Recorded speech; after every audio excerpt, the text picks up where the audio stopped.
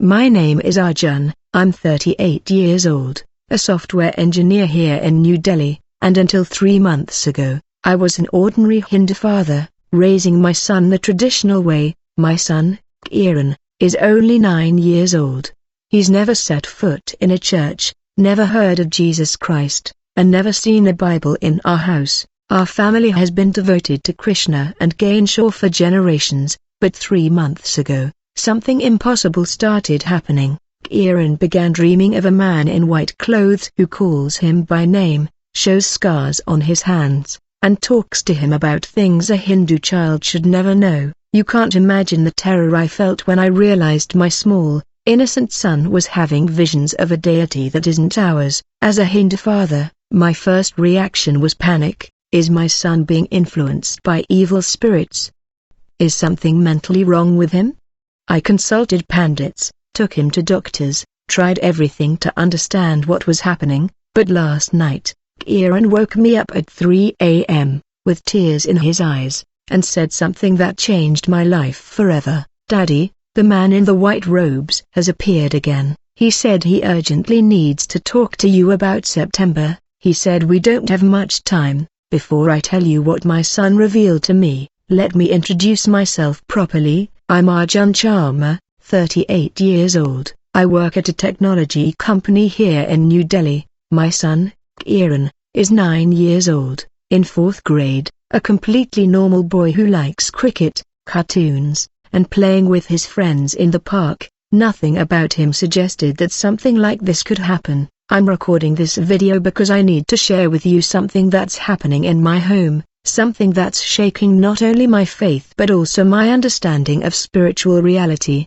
Before continuing, please tell me in the comments which country you're watching this video from. I need to know how far this message is reaching, because I have a feeling that what's happening to my son could be happening to children around the world. For you to understand the magnitude of what's happening, I need to explain how our family has always lived. We are traditional, middle-class Hindus here in Delhi. My wife, Pri, and I grew up in devout families. We have an altar at home with Ganesha, Krishna, and Durga. Every morning we light incense, offer flowers, and recite mantras. During festivals like Holi and Holi, our house is filled with relatives, colors, traditional music, and lots of food. Kiran grew up in this environment, naturally participating in all the family rituals. But here's the interesting thing about my son. He's never shown much interest in religion, unlike other children in the family who ask questions about the gods. They want to know stories from the Ramayana or Mahabharata. Kiran has always been neutral. He participated in the rituals because we asked him to.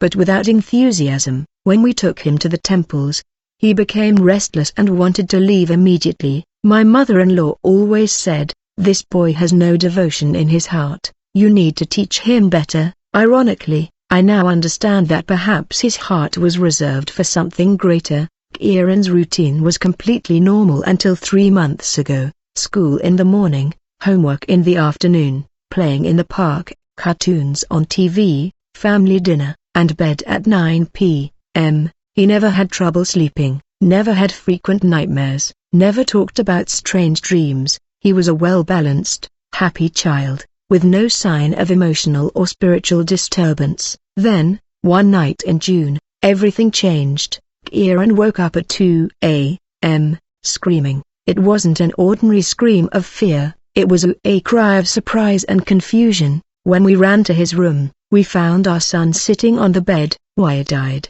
but not scared. He was more impressed. "Daddy," he said, "a man came to visit me. He was very handsome, wore bright white clothes, and knew my name." At first we thought it had just been a vivid dream. Children have strange dreams, don't they? But when this started repeating itself every week, always with the same man, always with specific details that a child shouldn't make up, we began to worry. The first real impact on the family came when Kiran began to change his behavior.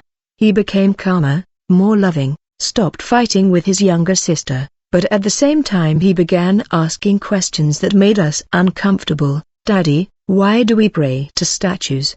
Don't they talk to us? Do they? Or why does the man in my dream have marks on his hands?" He said he was hurt by love. That first dream really changed my son's personality completely, in a way that still leaves me speechless.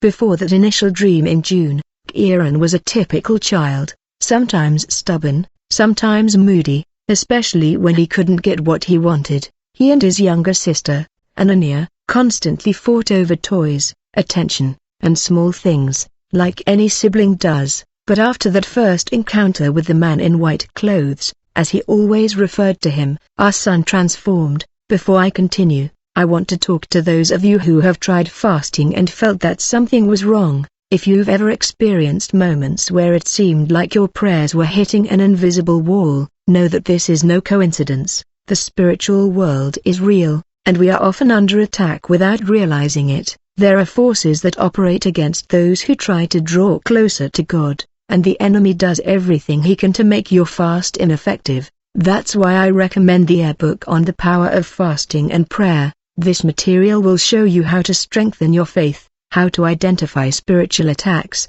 and, most importantly, how to protect yourself against them. It is available for a nominal fee, because the most important thing is that you discovered the truth. The link is in the first comment. The change was so drastic that even the teachers at school commented. Kieran, who was sometimes impatient with slower classmates, suddenly started helping other students with their homework. He completely stopped fighting with Anya. In fact, he started protecting her and sharing her favorite toys without anyone asking. One morning I found him in the room, making his sister's bed because she was sad last night. But what caught my attention most were the details he described about this dream man. Daddy, he is very tall, taller than you. His eyes are like when you look at the sky early in the morning, very blue and bright. He always smiles when he sees me, as if he's happy to meet me. And then Kieran always mentioned his hands. His hands have marks, Daddy, round marks. I asked him if they hurt, and he said they don't hurt anymore, but that they were made out of love for people like you and me. Imagine my confusion as a Hindu father hearing this. My son was describing them in impressive detail. Someone who looked, well, like Jesus Christ. But that was impossible. Kieran had never set foot in a Christian church. We don't have Christian neighbors. He doesn't watch Christian programs on TV, only cartoons in rhymed. He's never seen images of the crucifixion, never heard biblical stories. Where could these very specific details about scars on hands come from? About someone wounded by love? When I asked Kieran where he had learned these things, he always answered with the innocence typical of a child. I didn't learn, Dad, he told me. He said he's known me since before I was born and that he has something very important to tell me. But first, he said he needs you and Mom to be ready to listen. I tried to laugh it off, pretend it was just childish imagination, but there was something in the serenity in my son's eyes, in the way he talked about these encounters, that made me question everything I believed about spiritual reality. But it was in the second dream, 2 weeks later, that Kieran said something that literally chilled my blood and made me understand that this was much more serious than I imagined. You need to understand something about Hindu children. We grew up surrounded by very specific religious art. Our homes have paintings of Krishna playing the flute, Ganesha with his elephant trunk, Durga riding her tiger. They are colorful, vibrant images, full of symbols that have been part of our culture for millennia. So when my 9-year-old son drew something a Hindu child should never know, should never have seen, I was completely lost. It happened one Sunday morning. Kieran was at the kitchen table, quietly drawing while my wife made breakfast. He always loved to draw, usually cars, superheroes, sometimes our family and stick figures. But that morning, when I looked over his shoulder, I nearly dropped my teacup. He was drawing something that left me completely speechless. The family's resistance to Kieran's dreams had begun the week before. My mother-in-law, a very devout and traditional woman, had begun expressing concern about the boy's fantasies. Arjun, she told me, this isn't normal. A child dreaming of foreign gods could be influenced by evil spirits. You need to take him to Pandit Sharma for a consultation. My wife, though more open-minded than her mother-in-law, was also growing restless. Maybe we should see a pediatrician, she suggested. It could be something neurological. I myself was torn between rational skepticism and a growing spiritual anxiety. As an engineer, my mind searched for logical explanations. Perhaps Kieran had seen something on TV without us realizing it. Perhaps a school friend had told Christian stories. Perhaps it was just a phase of childhood imagination, but as a Hindu father, an inner voice whispered deeper concerns. What if our family was being tested spiritually? What if there were forces trying to pull our son away from the tradition of our ancestors? It was in this climate of family tension that we decided to consult Pandit Sharma, the priest who has known our family for years. Pandit is a wise man, well versed in the Vedas, respected in our community. I explained the entire situation to him, the recurring dreams, Kieran's personality change, the specific details about the man in white clothes. Pandit Sharma listened to me patiently, nodding his head gravely. Arjun, he finally said, there are forces in the spiritual world that try to confuse young minds.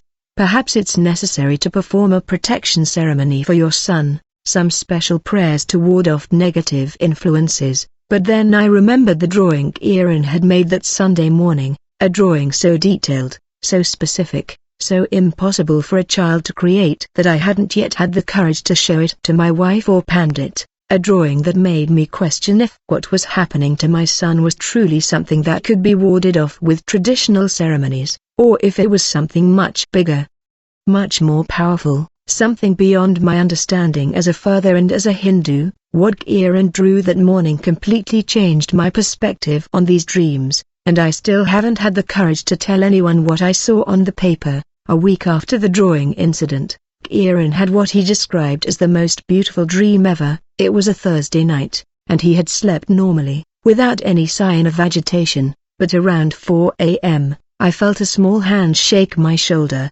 Daddy, I need to tell you about the 2 moons, Kieran whispered in my ear with a calm urgency that woke me up immediately. We sat on the edge of the bed, and he began to recount a dream so detailed and symbolic that it left me completely perplexed. Daddy, I was on the terrace of our house, looking up at the night sky. It was very dark, but suddenly 2 moons appeared. One was large, bright, and round, just like we always see, but the other was different. It seemed fake, as if someone had put it there just to deceive people. What struck me was not only the strangeness of the dream, but the way Kieran explained its meaning without anyone having taught him. The man in white clothes stood beside me, and he explained that many people will be confused when they see the 2 moons. He said that the real moon represents the truth that never changes, but the fake moon will appear to deceive people, to make them believe lies about what's happening in the world. I was speechless.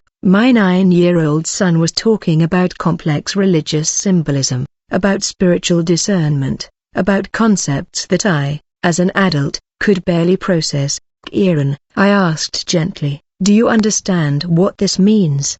He looked at me with those big, serious eyes he'd developed over the past few weeks and said, the man told me that when people see the fake moon, they'll come up with false explanations for things only he can explain correctly, but the people who really know him will know which moon is real. Later that day, while Kieran was at school, I did something I never thought I'd do. I researched Christian religious symbolism online. I discovered concepts about lying signs and wonders, about spiritual discernment, about deceivers of the end times, themes that corresponded exactly to what my son had described in his dream. The theological accuracy of what a Hindu child was reporting left me deeply disturbed. That night, I tried to talk to my wife about the dream of the 2 moons, but she was already overwhelmed by the whole situation. Arjun, this has to stop, she said with tears in her eyes. Our son is talking like a preacher. A 9-year-old shouldn't have these kinds of dreams, shouldn't know these things. I agreed with her, but a part of me was starting to wonder, what if these dreams weren't just imagination? What if there was something genuinely supernatural going on? But it was the 3rd dream, just 4 days later, that made me realize this was far more serious than I could ever have imagined. A dream that involved not just symbolism, but a specific revelation about time, about urgency, about something about to happen in the world, and about the role our family should play in it all. Kieran's fourth dream happened on a Saturday night and was the first that truly terrified me as a parent. Until then, the dreams had been strange, inexplicable, but not necessarily scary. This time was different. Kieran woke around 3 a.m., not screaming or crying, but sobbing in a way that broke my heart. It was a deep cry, too mature for a 9-year-old, the kind of crying you'd expect from someone who just lost something very precious. When we got to the room from him, we found our son sitting on the bed, tears streaming silently down his face. "Daddy, Mommy," he said in a choked voice, "I had the saddest dream ever. I saw our family being left behind." The way he said left behind made me freeze. It wasn't childish language, it was as if he'd heard the expression in some very specific context that I couldn't place. Kieran began to recount the dream in detail that left me completely disturbed. "I was in our living room playing on the floor, as I always do. You were there, Daddy reading the newspaper, Mommy cooking, Grandma watching TV, and Anya playing with her dolls. Everything was normal, but suddenly there was a very loud sound coming from the sky, like a giant trumpet blowing. It was so loud that all the windows in the house shook." He continued, wiping the tears from his eyes. The man in white clothes appeared in the room, but this time he sounded urgent. He held out his hand to me and said, "Kieran, it's time to go home, Maggie." I looked at you, hoping you'd see him too, that you'd understand that we needed to go together. But you couldn't see him. You continued doing your normal things, as if nothing was happening. What shook me most was the description of what happened next. Kieran said he began to float, as if an invisible force was pulling him upward. "I shouted to you, Daddy, Mommy, come with me. The man is here." "But you didn't hear me. I tried to pull your hand, Daddy, but my hand passed through yours, as if I were a ghost, and then I realized I was leaving the house, climbing through the ceiling, and you were left below, unaware that I was gone." The most heartbreaking part came when he described looking down and seeing our confused family searching for him. Grandma started crying, asking where I was, Anania was scared, screaming my name, and you, Mom and Dad, ran all over the house looking for me. But I was already far away, in the clouds, with the man in white clothes. At this point, Kieran started crying again, but it wasn't fear, it was a mixture of longing and anguish. The man tried to comfort me, Kieran continued.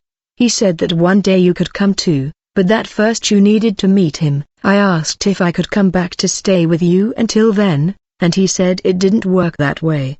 But he promised that if you truly knew him, we could be together forever in a place much more beautiful than home. What struck me most was how Kieran finished the story. He looked me straight in the eyes, with a maturity that didn't belong to a child, and said, "Daddy, I don't want to go without you. I don't want our family to be separated." The man said there was still time, but not much. He said September is very important, that I need to tell you about September. My wife and I exchanged worried glances. "What September?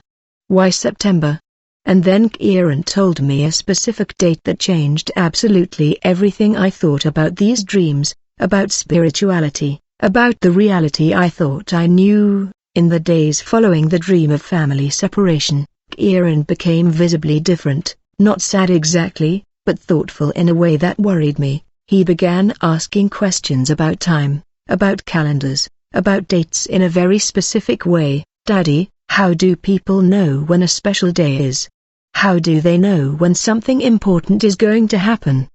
These questions seemed innocent, but coming from Kieran, after everything that had happened, they made me uneasy. The following Wednesday, while working from home, Kieran came into my office with a piece of paper in his hand. "Daddy, I need to show you something I wrote." On the paper, in his childish handwriting, still a little uneven, was written, "Feast of Trumpets, September 23, 2024. Below it, he had drawn trumpets playing in the clouds. My blood ran cold instantly. "Kieran?" I asked, trying to keep my voice calm. "Where did you hear about the Feast of Trumpets?" He looked at me with that serene expression that had become common. "The man in white clothes taught me. He said it's a very special day on God's calendar and that I need to tell you about it." "God's calendar," A 9-year-old shouldn't know such specific religious terminology, much less about Jewish holidays that even I, as an educated adult, didn't know much about. He explained to me, Kieran continued, that God has a different calendar than ours. Our calendar is just to help people know what day it is. But God's calendar marks when very important things will happen throughout the world, and the Feast of Trumpets is one of those special dates. I was completely speechless. How did my son know about the Hebrew calendar? How did he know about biblical festivals? That night, after Kieran went to bed, I spent hours researching the Feast of Trumpets online. What I discovered left me deeply disturbed. The Feast of Trumpets, or Rosh Hashanah, is truly a sacred date in the Jewish calendar. More specifically, I discovered that many Christians believe this holiday has prophetic significance related to the second coming of Jesus Christ. Some even speculate that the rapture, a concept I had never heard of until I began researching my son's dreams, could occur during this holiday. The theological precision of Kieran's knowledge was astounding. Not only did he know specific Christian concepts, but he was also speaking about prophetic chronology in a way that demonstrated a deep understanding of biblical eschatology. A 9-year-old Hindu child shouldn't have known that God's calendar existed, much less known specific dates on that calendar. I tried to broach the subject with him the next day. Kieran, can you explain more about this special calendar? He nodded enthusiastically. Of course, Dad. The man showed me how it works. He said that normal people look at the calendar and only see numbers, but people who truly know God can see when days are special to him, like birthdays, you know?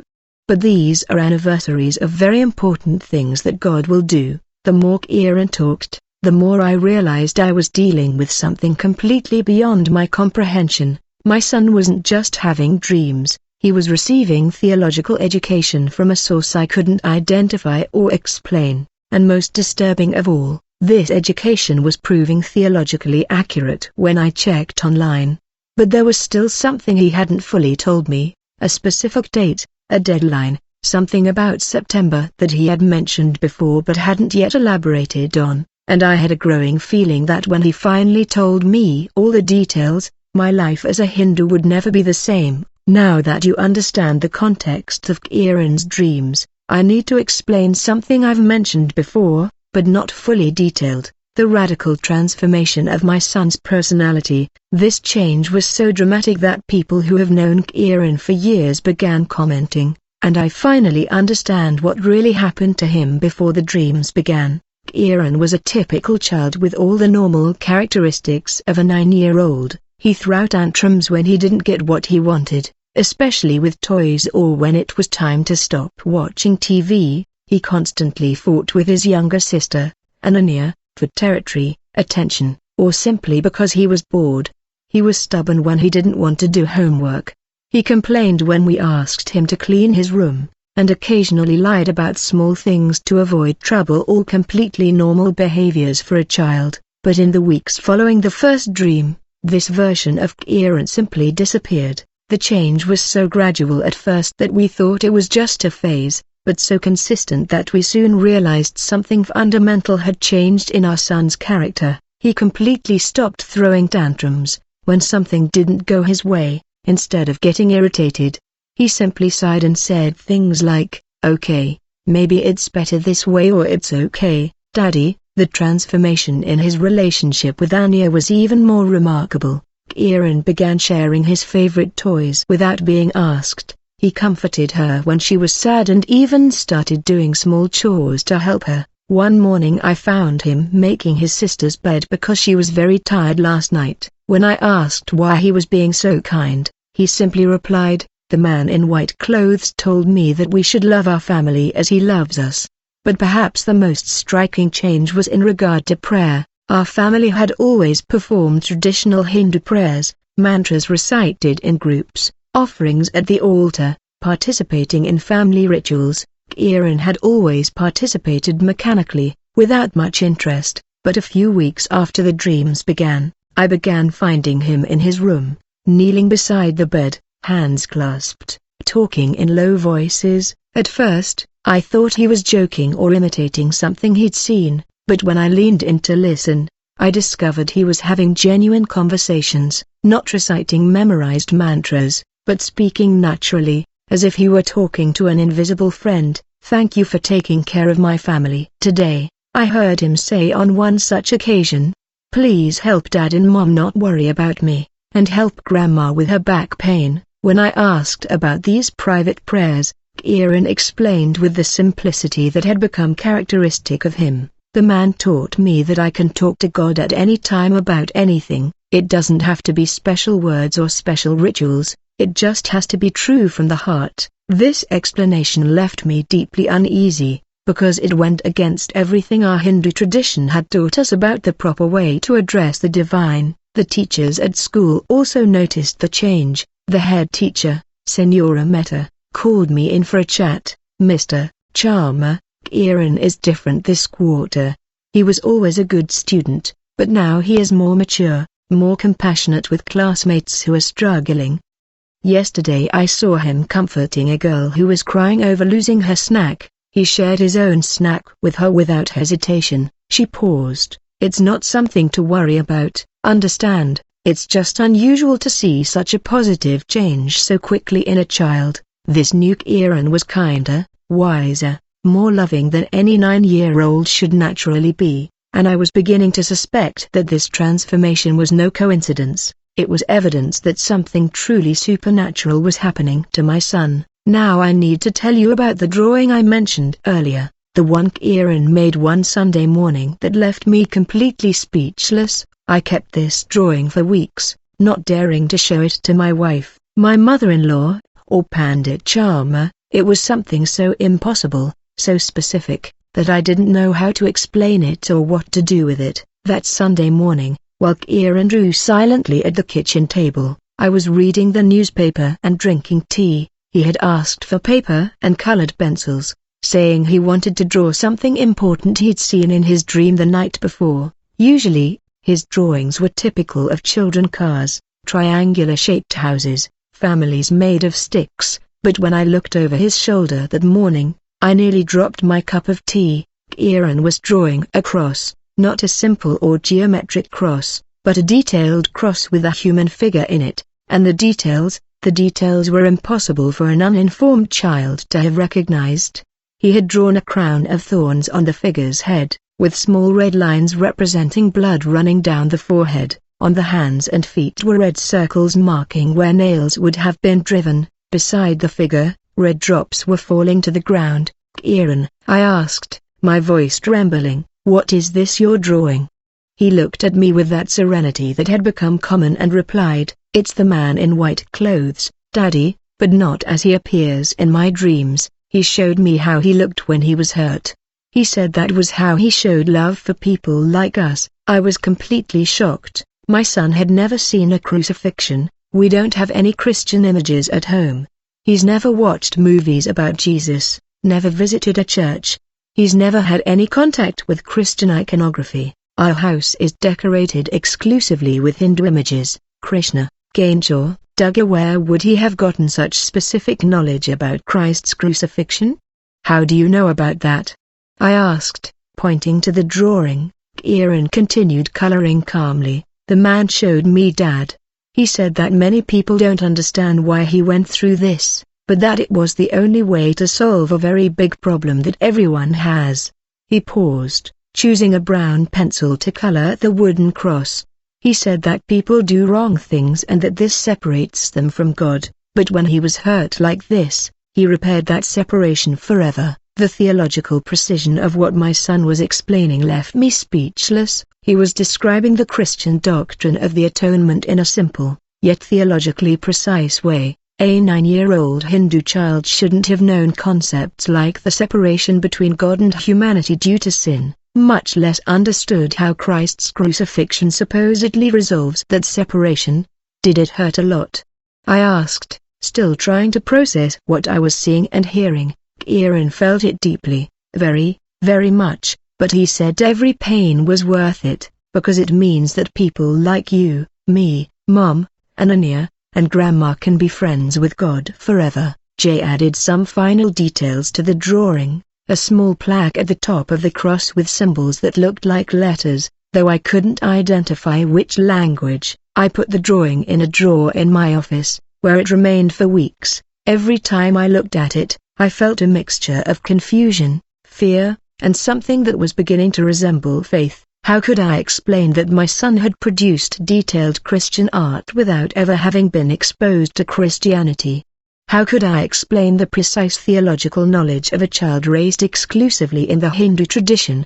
I tried to rationalize it in various ways. Maybe he'd seen something on TV without us noticing, maybe a friend from school had told him stories, but the more I thought, the more I realized that these explanations didn't make sense. The details were too specific, the theological understanding too deep to have come from casual or accidental exposure. But I still haven't told you the most important dream of all, the one that happened last week and that finally forced me to record this video and share our story with the world. The most important dream happened in the early hours of last Thursday and was so intense that Kieran woke up not only crying, but shaking in a way he'd never seen before. It wasn't fear, it was as if he'd just witnessed something so powerful, so majestic, that his small body couldn't fully process the experience. When we arrived in his room around 2:30 a.m., we found our son sitting up in bed, staring at the ceiling with an expression of utter astonishment.